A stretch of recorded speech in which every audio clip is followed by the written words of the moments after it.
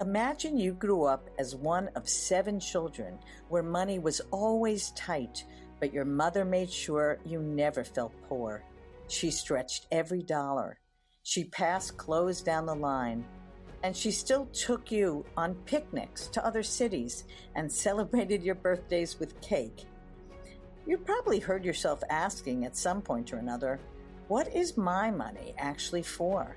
Am I just adding zeros to a bank account? Or is it a tool to build something that truly matters? You've done everything right. You have a good job, a good degree, responsible choices you've made. But somewhere along the way, you quietly muted a talent, a passion, a dream, because life got busy and the 9 to 5 felt like enough. My guest today, Sairan Aqrawi, knows that feeling well. She came to the U.S. from Iraq 29 years ago with an engineering degree and a drive to be independent. She built a career in engineering. She got her master's.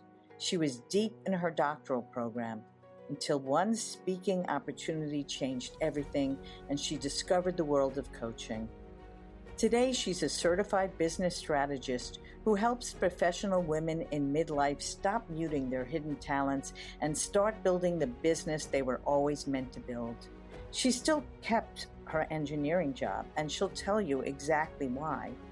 And her coaching style? She'll warn you up front you might hate her in the first session, but you will love her by the end. Listen in. Welcome to Making Change with Your Money, a podcast that highlights the stories and strategies of women who experienced a big life transition and overcame challenges as they redefined financial success for themselves. Now here's your host, certified financial planner, Laura Rotter. Welcome, Sairan, to the Making Change with Your Money podcast. Thank you, Laura. Thank you for having me. Looking forward to our conversation. I will start with the question, Sairan, what was money like in your family growing up? So the money was not there all the time because my father was working full-time and my mom was stay-home mom. She raised 7 siblings. So imagine, 7, four girls and three boys. So my mom never worked a day in her life because she got married very early. And from day one, I know that the money is limited. It's not something that I will have a wish list every birthday or I have a wish list every end of the year. My mom was very wise on spending money, and she was able, like we said, we stretched the dollar. She was stretching everything she can. And I still remember she would say, if that piece of clothes is still good, 4 of you have to wear it. Don't say it belong to my older sister. If it's still in good shape, you are obligated to wear it during school time. So she was very wise spending money. But on the same time, I still remember my parents, especially my mom, she never make us feel that, or act that we are poor, we cannot enjoy life. We cannot go to a picnic. We cannot visit other cities, or we don't celebrate birthday with cake or with our friend. So she was able to still maintain those healthy activities in order for us to feel, healthy and part of the community and feeling alive. Thank you. So it sounds like she was a good role model. She was, yeah. I'm curious, before we go on, how did that impact you? Did that make you feel more responsible to earn? What impact did it have? Yeah, growing up, seeing her not working, that was not something against her because this is back in 1955 when she married my dad, and he was older than her, like 10, 12 years. So she decided to stay home and having all those kids, which is not normal nowadays. I only have 2. I don't know how I even handle 2. Right? It's a different world. It's more expensive. It's more demanding. More competition. The world is changing with technology, and the things that used to be easy for you and me back then, it's very difficult to teach our kids to get used to it. What is teach me actually, when I got married, I with degree, I I never had that in my mind that I will stay home mom, even if my husband was a basketball player making $1 million. My mentality. I mean, even if he's filthy rich, I'm still going to work. I Yeah. have this in my mind that I want to be independent. I want to have my own source of income that I can help others. I can donate to organization. I can give away to poor people or people who are misfortunate, not having, source of living or housing, or they cannot pay for like basic things in life. I want to have that. I own my own money so I can give away what God blessed me with. So, yeah, I decide to have my own income. And even again, I always tease my husband. I said, "Your money is your money. I know we share raising the two kids, but I would never be depending on you giving me, money in order to help others. I want the help to come from my source of income." Thank you. So, of course, it's coming through that you recognize the privilege that you've built in your own life and that it's important to you to share that. Yeah. And I can't help but think that the sense that you want the security of knowing you can support yourself may have come from watching your mom rely on someone else, even if it was more culturally appropriate at that time. So, Yeah, of course, we live in different world now, right? I mean, there's so much demand. There is so many changes in the blink of eyes. I mean, we open our eyes and things change so quickly. So we have to adopt those changes, but at the same time, we have to be independent in a way. If anything happened to you, you have to have that ability to take care of yourself.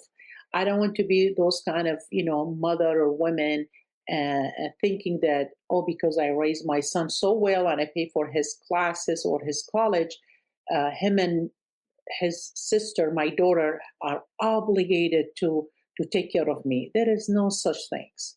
I mean, they if they are good kids, they're going to be good kids regardless because I raised them well.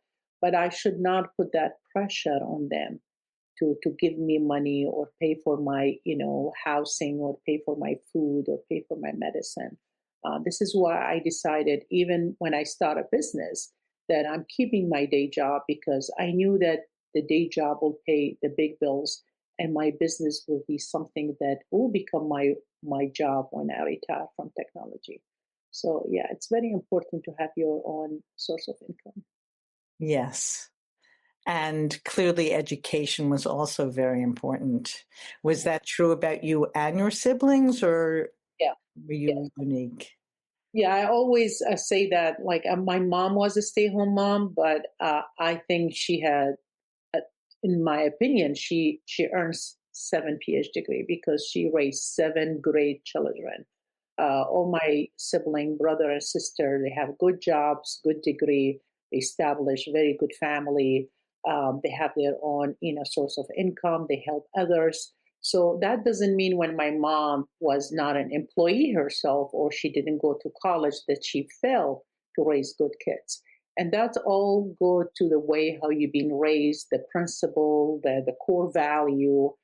She would always tell us, education is like a weapon. No one can take that away from you.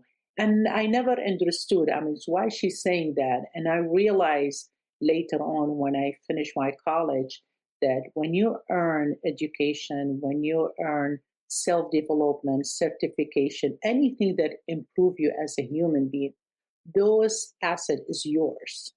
No one can take those away from you. You earn it, your time, you sweat about it. This is your value, right? No one can take those away from you. But it should not be um, stop in a certain point. This is an endless journey. My mom used to say, "Don't expect anything from no one. Do good and leave." And I was like, "Why is she saying that? What does that mean?" I never even understand her, quote. Sometimes I'll ask my sister, "What does she mean about that?" Meaning that if you are a good person and you have, good value, do the good things without expecting others to pay you back. because the reason for doing good in world should not be waiting for the reward, waiting how they're going to reply, waiting to give me the favor back. That should not be the reason why you are, planting good seeds in the world.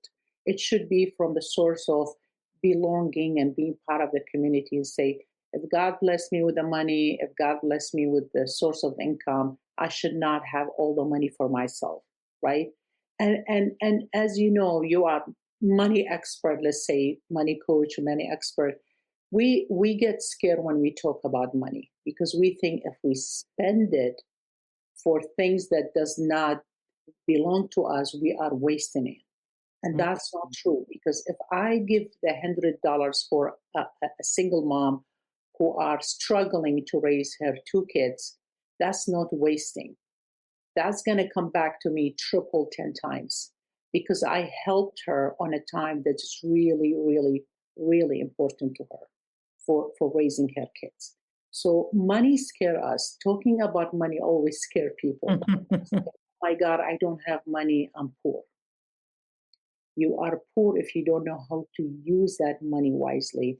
And you are also poor if you think you are rich only by having money. There is a lot of people are filthy rich, but they are very poor with the world. They are stingy even to give you a compliment. Millionaires, they have so much money, but they will never even tell you a good statement or feedback because they keep it all for themselves. So I consider those people are very poor, regardless of their millions. I love that thought, Sairan, that money is energy. Money is meant to be in flow. It's not meant to sit in your bank account so you could keep looking at it and making sure you have enough zeros.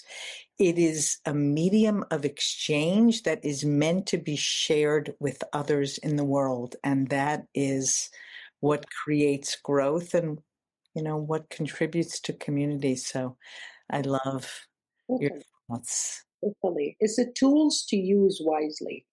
It's not meant to be like you said, adding the zero and putting on my saving and feel good about it.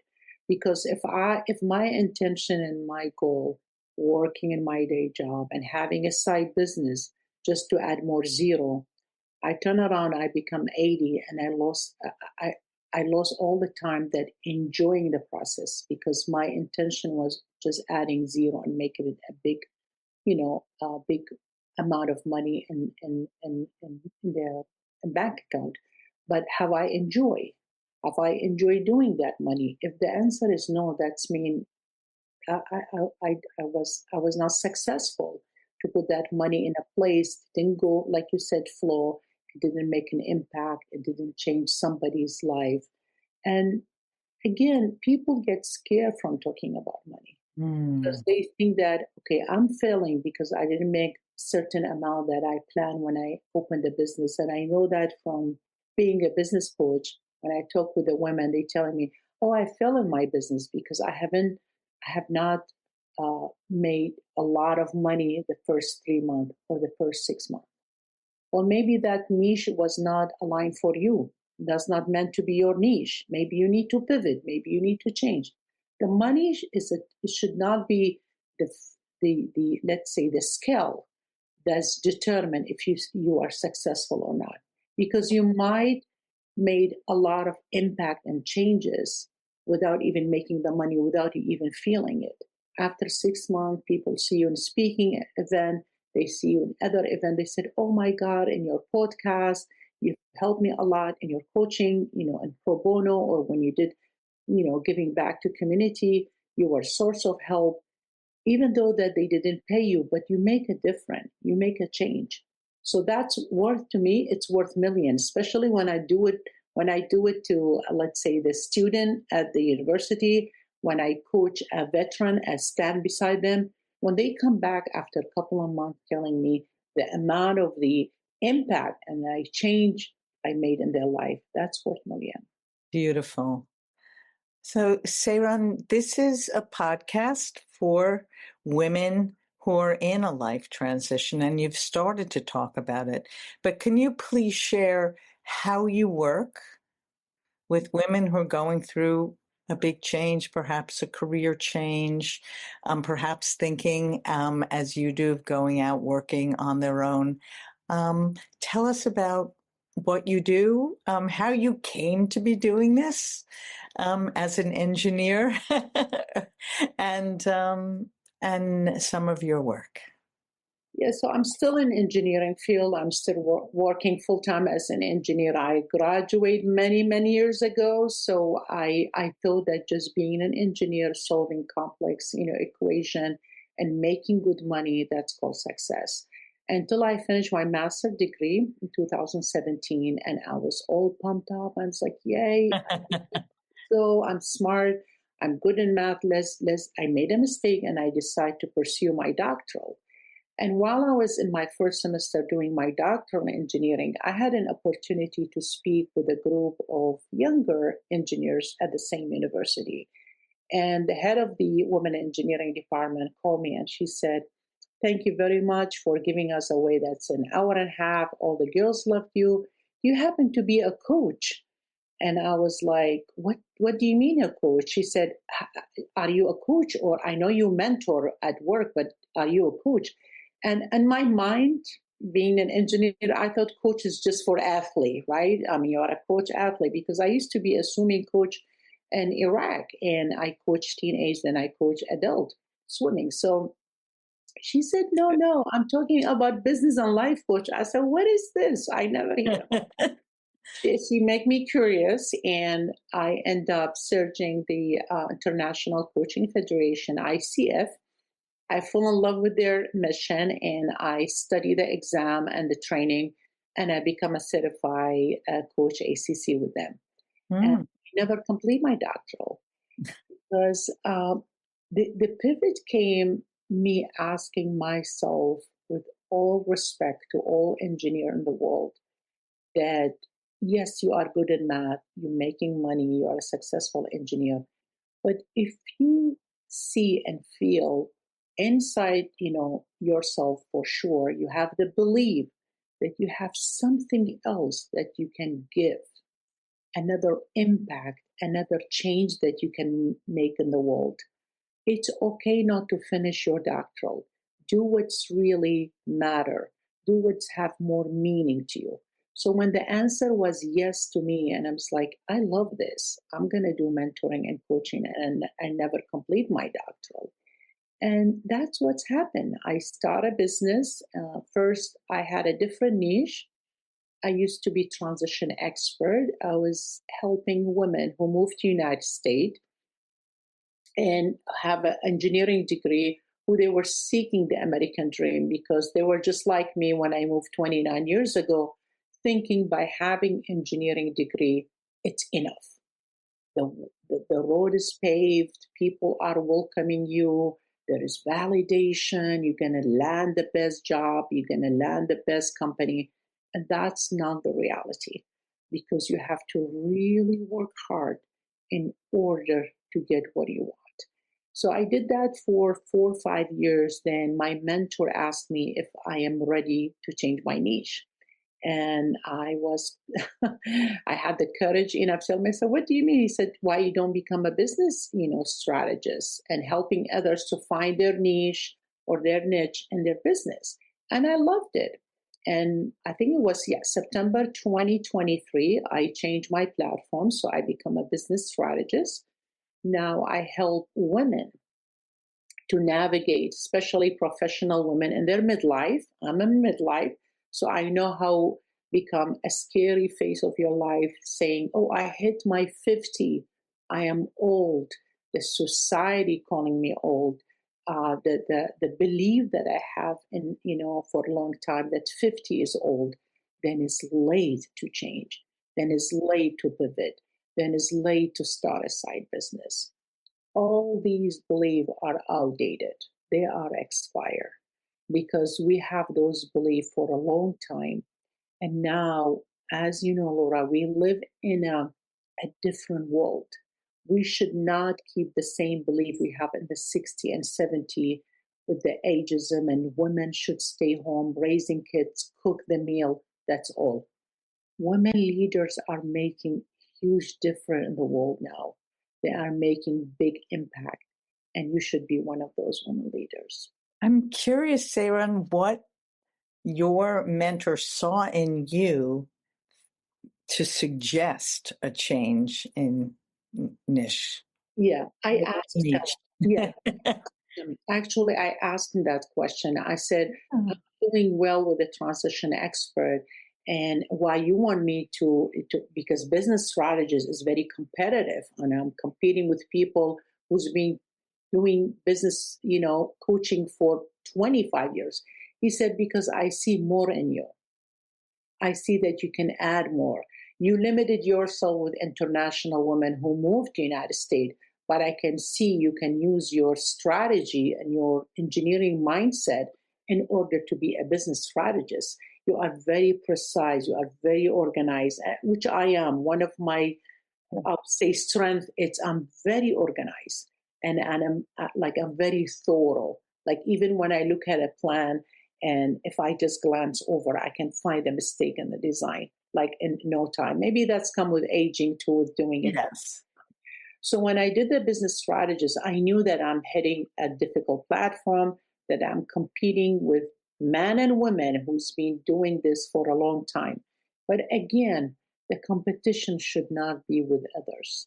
The competition in your field should be with your version, with my version 3 years ago, with my version last year. You're doing a podcast, you comparing yourself today's episode with your first episode.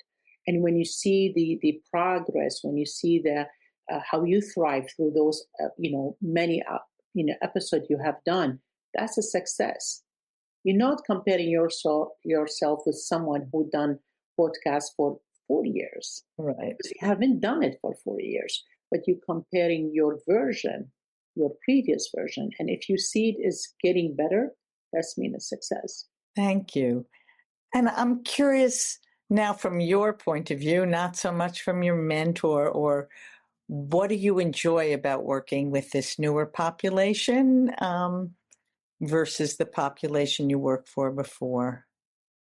Very good question. When I was a transition expert, 99.999 clients, they were women engineers who moved to the United States. So the struggle and the narrative was the same. There's a culture conflict, there is a language barrier, I'm not fitting, I have accent, it's a male dominate, field. How you want me to thrive in this platform? So like the obstacle and the problem was kind of the same. When you become a business strategist and you help others to find their hidden talent or their skills or monetize their passion to a business, each one is a different story. I'm a business strategist for a lawyer who want to be a writer. I'm a business strategist for an IT guy who want to be a speaker. I'm a business strategist for a coach who want to bake at the site. So I have a unique story, but the enjoyment, to answer your question, the joy that I have, how they see themselves, how they get so excited when they finally gain the clarity about their hidden talent. Because we as human, we meant to take the 9 to 5 thinking that's all what we can do. We brush off people compliment about us. People come to you and they say, oh, Laura, oh my God, we love the way how you spoke. We saw the blocks you write. And so, oh, that's nothing. You brush it off. You take their compliment that just being nice. They be nice to you without thinking, let me think, maybe this is a skill that I can monetize. Maybe this is something that I can thrive in Instagram or in LinkedIn. We tend to brush off people compliment because we tend to not from the humble side, but we feel like, oh, just they are just being nice to me. But if you think about Very true. Yeah, but if you think about it, yes, they be nice to you, but they saw something in you that you really need to value more. Because we tend, especially women we don't value the other skill we have. If we are in finance and we happen to be very good in finance, we determine, oh, I'm just good in that field. And we forgot what we have done in our 20. We were good in sport in the teen. We were doing other things in the 20. But when we get to that job in finance, we decided this is all what I can do.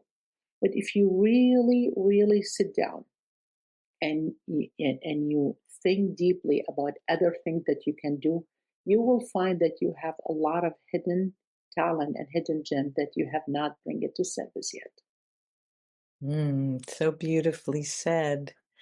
I feel moved to ask the question, since you brought up for yourself how you've kept your day job as you've, built this business around other strengths you have. So clearly money is something you think about. Is money part of the conversation as you help your clients evolve? It should be. It's very important.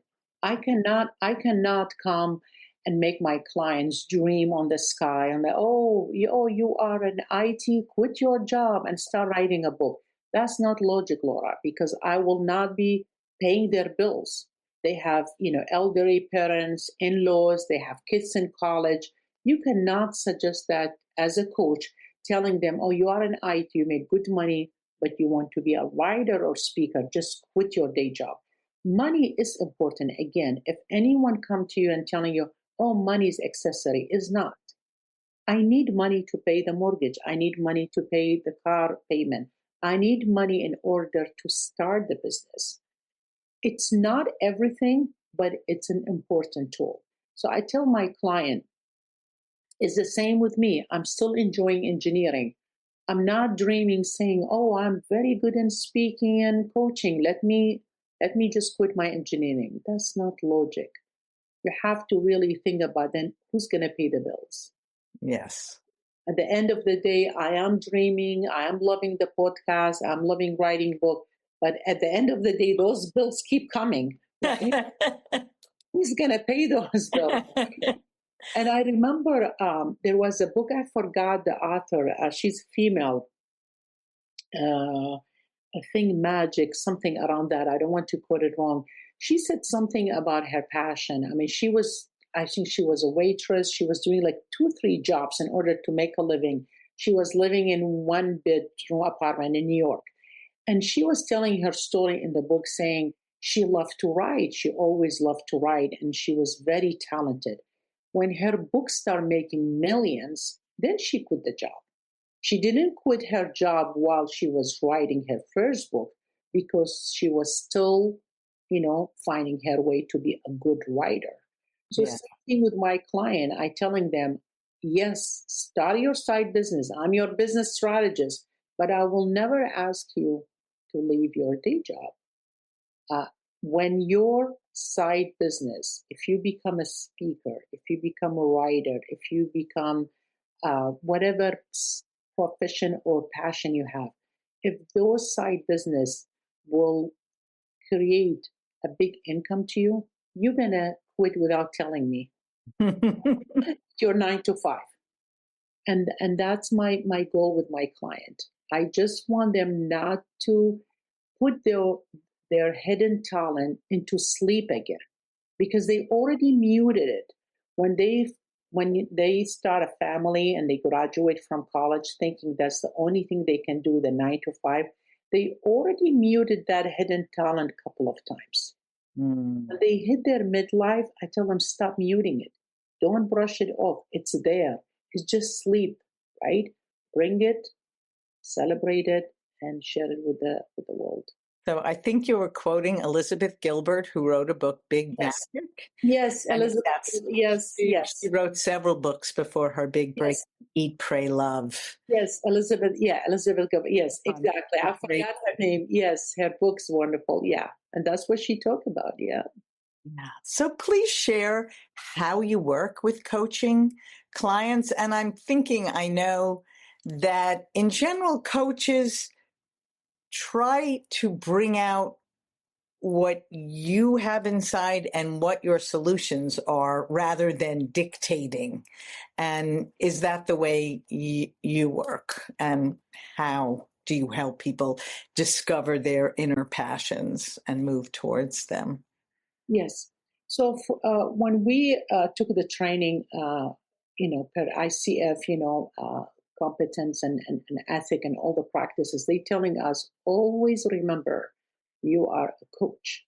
You are not a consultant. You are not really a mentor, and you are not a therapist. Although sometimes you kind of put those hats little bit, back and forth. You become a mentor, then they talk a little bit about, a little bit therapy because they talk about when they were teenage. But the main frame should be all around coaching principle. You should not forget that you are coaching the client to go from A to B, meaning you're taking them there at their current situation. Let's say the client come to you and they said, right now I work a full time, but I always love to write. So they want to be 9 to 5 job, but they want to have their writing, you know, as a side things. And you, as a coach, you become their accountability partner, helping them to move from A to B. So when you come to the complementary, like this is what I do on the complementary session, 30 minutes. I have to admit to you, I had to apologize to so many of them because you could tell after so many people that I talk with, you can tell some are not coachable at all. They come to those coaching session or complementary, and they talk about past, which is nothing wrong with that. If you come to the call and say, "Oh my God, it took me 1 hour to get here. The traffic was on the highway," that's the past because it took you an hour to get here. But if that mentality and that, let's say, tone will be in every session, you telling me about the past, you victim, you had a bad husband, your kids don't love you, your boss is, he's treating you badly. You are not coachable. I'm not a therapist. I cannot cure. I'm not actually not just not authorized. I am not qualified to fix the stuff that happened to you when you were 15. Part of the coaching, right? That's not part of what I'm trying to do here. I am talking about your current situation, how I can take you from A to B. So going back to your question and the example we have, if the person have 9 to 5 job and they want to be a writer or a speaker, as a coach, you require them to take action because you hold them accountable on the second session or the third session. You will ask them, what do you have done from the homework or the strategy things that we established together towards your goal? If the answer is I haven't done anything, that's mean they are not committed. And that's what I tell my client all the time. Are you willing and wishing, or you are committed? And they all, sometimes they said, it's the same. I'm wishing to be a writer. No, I don't want you to be wishing to be a writer. I want to be committed to be a writer. It's a big difference. Yeah. Because you wish, talk is cheap, right? I wished for a long time to be a speaker until my mentor said, Sairan, are you doing any speaking? I was like, I'm listening to Les Brown. I took Brian, Tracy's training. I listened to them. He said, have you done any speaking? You changed the subject. It's totally different because I am wishing, I'm not doing. So that's what coach do. They make you take action and like bold, solid steps towards what you're trying to accomplish. And without those action, I tell the client, if you are not serious about this, I'm willing to give you the money back. Just don't waste my time and energy. Because this is, and you are a coach, you know that very well. You're a professional businesswoman, you know that. If you are not making a real result with your client, you're jeopardizing your reputation as a businesswoman. Because that client will not, there will be no word of mouth telling other client oh, she's very good, hire her. It's all worth it because they didn't see any result. So you are obligated to ask your client, have you done anything? Otherwise, this is not going right because you are the accountability partner. And for me, being an engineer, my mind is always like equation, 1 plus 1. Is he's better? Am I seeing any different? And I get very excited when the client change within 2 months or 1 month, and I see they are in a better form or at better steps towards their goal. So that's the difference between coaching. And I used to have on my other niche, because they were international comers, so some of them need 3 months, other need 6 months. Now with my business strategies, I only have the Gem Thrive Academy. I opened that academy enrollment in January. Then I open it again in mid year in June, and it's 28 days. It's not 30 days. Oh, wow. Yeah, it's only 28 Great. days because you need that clarity in 28 days. And I always tell the client the reason why it's 28 days is not 30 because the last 2 days you're going to be celebrating because you're going to be so clear about your path. I'm going to guide you towards a blueprint. It's going to be a strategy towards where you want to go. So that's exactly what I'm doing. No, that's great. Thank you. And I'm thinking of when I have had clients who've signed up with me and then they don't follow up at all, that it really reminds you of, come January 1st, everyone who buys a gym membership. And so that was their to do. That was their task. And then they never walk into the gym. And so I feel like they're paying me, but they're not scheduling calls. They're not following up with tasks. And like you said, yeah, there's no commitment. It's the same thing with smoking and doing diet. Like when you say someone, I'm going to quit smoking next month. Why next month? Why is not now? If you're really serious, you're going to quit right now. If I'm committed to lose 10 pounds, why I'm saying, oh, I'm going to do it on my birthday. Why isn't your birthday? Where's those rules come from? right. Right? If you really want to lose those extra pounds, you better to start now. And it's come from it's the belief that you have in yourself that you really want it so bad or not. Right. Again, this is not a wish list. If this is a wish thing, then you don't need to talk to me. I'm the wrong coach for you because I'm so bold in my session. Like sometimes I come across kind of not rude, but kind of harsh. And that's for your own benefit. And I tell my client, you're going to hate me the very first session. You're going to love me towards the end because I know where I'm taking you. I learned more, Laura, from those mentors who were hard on me. I will never learn much. If you are my coach, you come every time, you high five, you hug me, you said, I'm beautiful, I'm smart. What I have learned, nothing. You just soothe me. You make me feel good, which is okay. But it's not okay if this is going to be your strategy for me because what I need the transformation.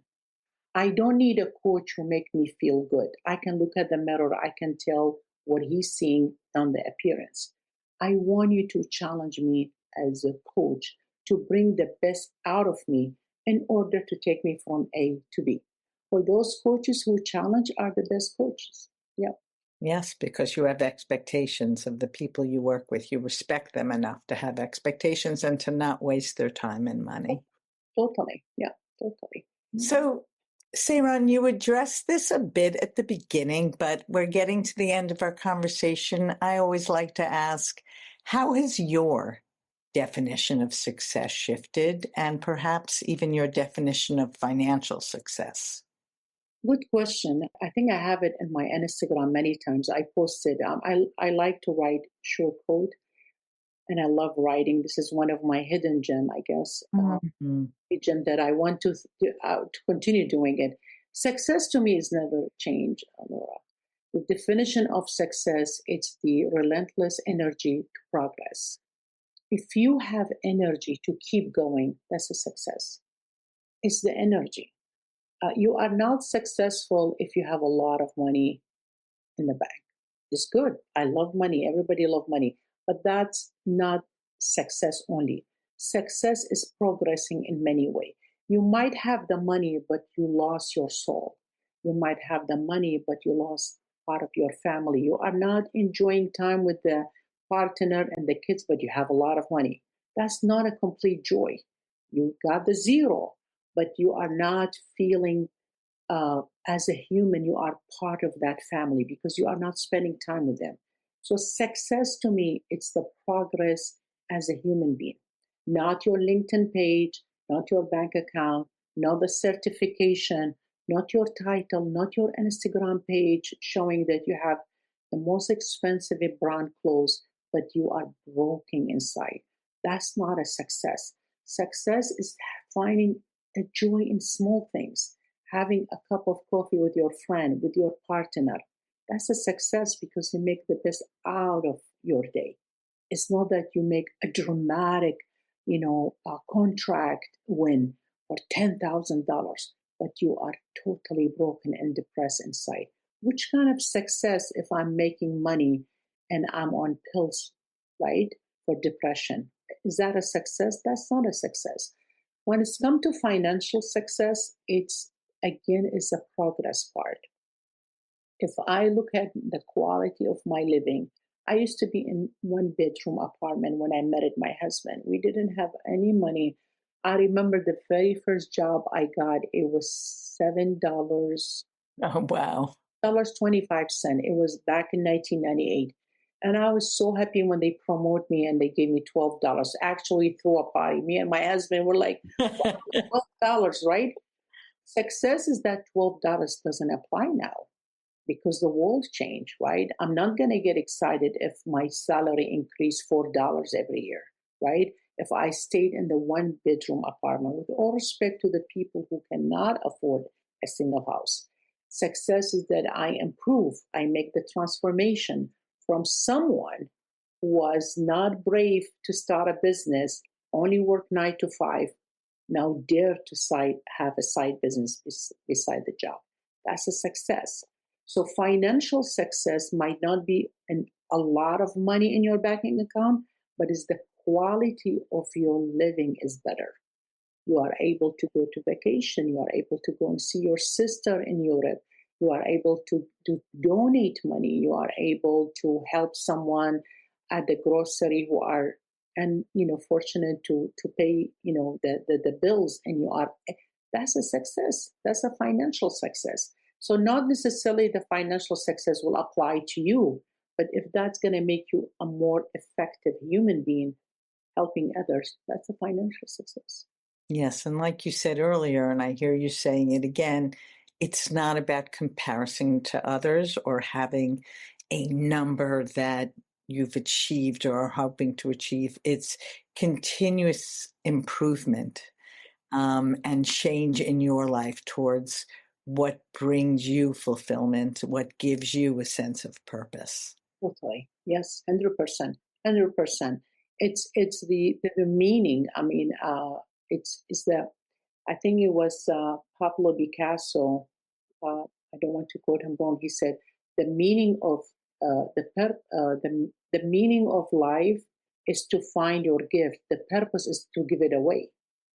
So if you want to be so rich and you keep all that money until, where is the meaning? What is the purpose here? You are not making any impact. It's beautiful you make a lot of money, but are you giving it away a little bit? Are you helping people who are really in need for $100? And I'm not suggesting that you stay hungry in order to feed others, but if you are able at least to feed one family in Thanksgiving, that's a financial success because you are making a difference and impact. So as we're coming to the end, I'm of course going to post your contact information, but I'm wondering, is there something you want to make sure you share with our listeners, Sairan? Yes, thank you, Laura. So my last things I can tell your audience is, if they are really clear about what they want to do, they should just start now, not tomorrow, not next month, not next year, because you don't want to take those hopes and dreams with you when you are 75 and 80. it's going to be too late. And you're going to keep saying, I wish if, I wish if. You don't want to take that wish and if with you. Take that sentence from your dictionary and just do it right now. And I am very motivated when I see other women, they starting their own business for the sake of your platform and your audience. I'll give away 15 minutes complimentary for anyone who mention your name or your podcast platform. I will give them 15 minutes complimentary for their LinkedIn page, making the LinkedIn more appealing, more attractive. They want to highlight on their skills, or they are looking for another job, or even pivot or change their job. I'll be able to enhance and helping them to improve their LinkedIn page. And also another 15 minutes complimentary for those who want to start a business in Instagram, if they want to have a page about their hidden talent or hidden gem, if they want the exposure to podcasts or be a better speaker or a better communicator, I'm going to give them 15 minutes as well, complimentary. Oh, that's so generous of you. Thank you so much. I will make sure to post that as well in the show notes. Thank you so much for being my guest, Sairan. I really enjoyed our conversation. Thank you, Laura. Thank you for having me. Thanks for listening to Making Change with Your Money. Certified financial planner Laura Rotter specializes in helping people just like you organize, clarify, and invest their money in order to support a life of purpose and meaning. Go to www.trueabundanceadvisors.com/workbook for a free resource to help you on your journey. Disclaimer, please remember that the information shared by this podcast does not constitute accounting, legal, tax, investment, or financial advice. It's for information purposes only. You should seek appropriate professional advice for your specific information.